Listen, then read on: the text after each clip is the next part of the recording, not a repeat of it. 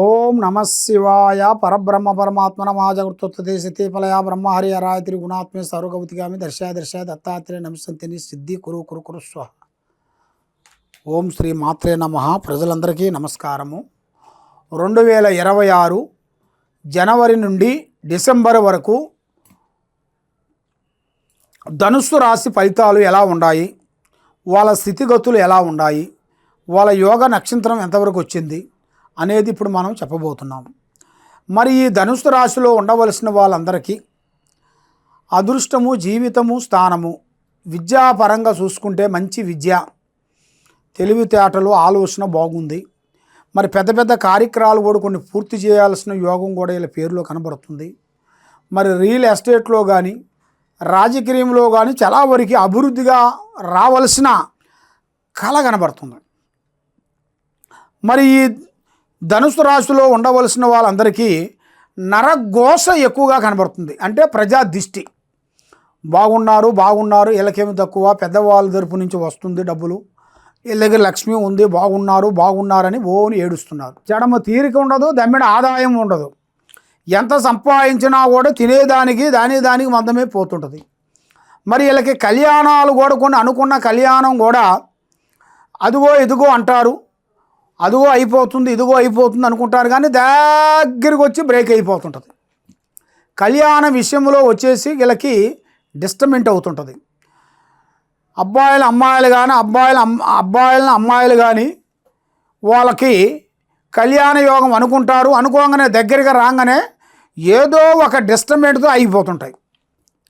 ఆ సంవత్సరం ఆ నెల టయానికల్లా కళ్యాణం కావలసినవి కూడా వాళ్ళ మీద కొన్ని నాగసర్ప దోషాలు కొన్ని కనబడుతున్నాయి. నాగసర్పం అంటే పాము దోషం.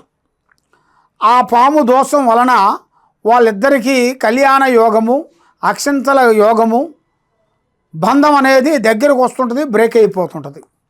మరి ఈ ధనుసు రాశిలో ఉండవలసిన వాళ్ళందరికీ అదృష్ట గడియలు కొన్ని రాబోతున్నాయి. మరి ఇలా జాతక యోగంలో ఒక స్త్రీ నుంచి అదృష్ట యోగం పట్టబోతుంది. ఒక పెద్ద స్థాయిగా ఎదగాల్సింది కూడా వీళ్ళు చేసే కంపెనీలో కానీ, వీళ్ళు చేసే ఉద్యోగంలో కానీ, వీళ్ళు చేసే బిజినెస్లో కానీ ఒక పెద్ద స్థాయిగా ఎదగాల్సిన టైం అనేది రాబోతుంది. మరి ఇలా జాతక యోగాన్ని బట్టి చూసుకుంటే మరి ఇంట్లో కూడా కొంచెం మనశ్శాంతి అనేది ఉండదు. ఏ కార్యక్రమం చేసినా, ఏ పని చేసినా సంతోషం ఉండదు. భార్యాభర్తల మధ్యలో మధ్య వాళ్ళు కొన్ని సికాకులు ఎక్కువగా కనబడుతున్నాయి. అంటే మధ్య వాళ్ళు కొన్ని లేనిపోయిన నిందలు కొన్ని చెబుతుంటారు. ఆయన భార్య మీద కానీ భర్త మీద కానీ లేనిపోయిన ఆలోచనలు కొన్ని చెప్పి వాళ్ళ సంసారాన్ని భంగం చేయాలని చూస్తుంటారు. కాబట్టి వాళ్ళ సంసారం భంగం అవుతుందంటే అది ఎందువల్ల అవుతుందంటే మధ్య వాళ్ళ మాటల వల్ల అవుతుంది. మధ్య వాళ్ళ మాటలు విన్నదాని వల్ల అవుతుంది. వాళ్ళ సొంతంగా ఆలోచించి నేను తప్పు చేస్తున్నాను అనేది కొంచెం తెలుసుకోవాలి. మరి అది తెలుసుకోవాలంటే వీళ్ళ మీద నాగగ్రహాలు కొన్ని కనబడుతున్నాయి, నాగసర్పాలు కొన్ని కనబడుతున్నాయి. మరి ఆ దోషాలకి అన్నిటికీ శాంతం చేసుకోవాలి. మరి ఆ దోషాలు అన్నిటికీ శాంతం చేయించుకునేట్టుకైతే వీళ్ళ యోగము రాజయోగం, పెద్ద పెద్ద పనులు, పెద్ద పెద్ద కార్యక్రమాలు, వ్యవసాయ రంగంలో అభివృద్ధి, తర్వాత గవర్నమెంట్ డిపార్ట్మెంట్లు కానీ ప్రైవేట్ డిపార్ట్మెంట్లో కానీ వీళ్ళకి కొన్ని చేంజెస్ రాబోతున్నాయి. వ్యవసాయంలో కూడా కొన్ని మార్పులు కొన్ని రాబోతున్నాయి. మరి వ్యవసాయంలో కూడా కొన్ని మార్పులు చేంజెస్ కూడా కొన్ని రాబోతున్నాయి. మరి ఎన్నో రోజుల నుంచి రావలసిన సమస్య, భూమి సమస్య కానీ ఇల్లు సమస్య కానీ ఎన్నో రోజుల నుంచి ఆగిపోయిన సమస్యలు కూడా ఇప్పుడు మొదలు కావాల్సి వస్తుంది. కోర్టు సమస్యలు కూడా ఎన్నో రోజుల నుంచి చికాకు పడుతూ, గొడవలు పడుతూ, చికాకు అయిపోయి బాధలు పడుతూ ఎన్నో రోజుల నుంచి బాధపడే వాళ్ళకు కూడా ఆ కోర్టు కానీ ఆ పోలీస్ స్టేషన్ సమస్య కానీ తొలగిపోయే జాతకం అనేది దగ్గరికి వచ్చింది. కాబట్టి ఎన్నో రోజుల నుంచి వీళ్ళు అనుకున్న కోరికలు నెరవేరాల్సిన టైం ఉంది. మరి వీళ్ళ పేరు బలంలో పెద్దవాళ్ళు సంపాదించిన ఆస్తి, పెద్దవాళ్ళు సంపాదించిన గృహాలు, పెద్దవాళ్ళు సంపాదించిన సంపద వీళ్ళ జాతకంలో రాబోతుంది. మరి వీళ్ళు ఏ కార్యక్రమం చేసినా, ఏ పని చేసినా మనశ్శాంతి అనేది ఉండదు. ఏదో ఒక సమస్య, దగ్గరికి వచ్చేది దూరం కావటం, అనుకున్నది అనుకున్న టయానికి కాకోకుండా ఉండటం, మనశ్శాంతి లేకోకుండా ఉండటం, మానసికమైన ఒత్తిడి, ఇంట్లో ప్రశాంతత ఉండదు, ఏదనుకున్నా వీళ్ళకి కలిసి రాదు, వీళ్ళ ఇంటి మీద వీళ్ళ మీద నరదిష్టి ప్రభావం ఒకటి, తర్వాత వీళ్ళకి దగ్గర దాపులో ఉండవలసిన స్నేహితులు మిత్రులు కానీ సంబంధించిన వాళ్ళు కానీ వీళ్ళ మీద కొంత ప్రయోగాన్ని పంపిస్తుంటారు.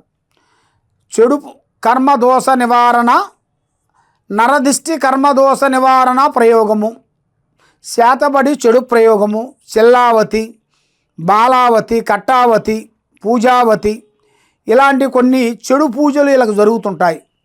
ఆ చెడు పూజలు జరిగిన కాడి నుంచి వీళ్ళ మైండు, మనస్సు, మనస్తత్వం ఒక రకం ఉండదు.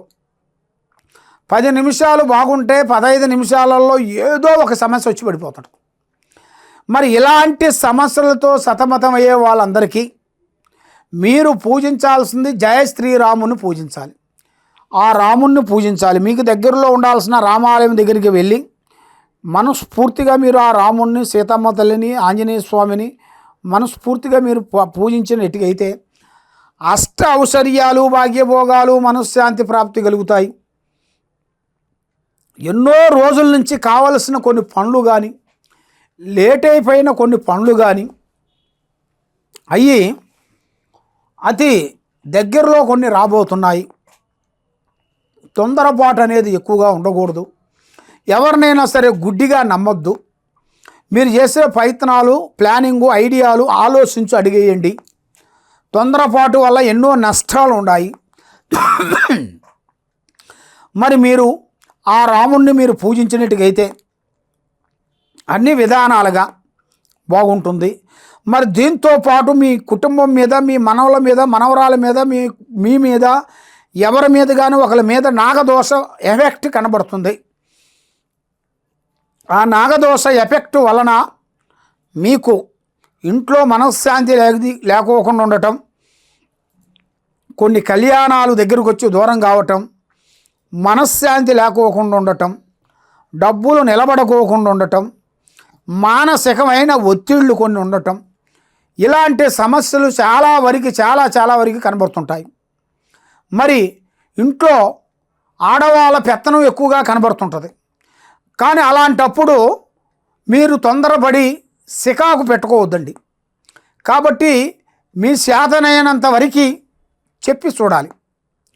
మీ చేతనైనంత వరకు చెప్పిన తర్వాత కూడా వినుకోకుండా ఉండేట్టుకైతే ఆమె మీద ఏదో గ్రహాలు ఘోషిస్తున్నాయని అర్థం.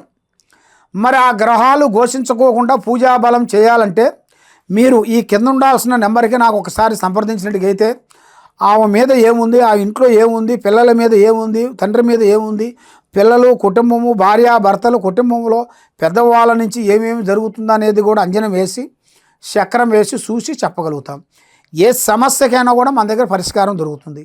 తప్పకుండా ఈ కింద ఉండాల్సిన నెంబర్ మమ్మల్ని సంప్రదించండి. సర్వో జనా సుఖినో భవంతు. ఓం నమః శివాయ నమః.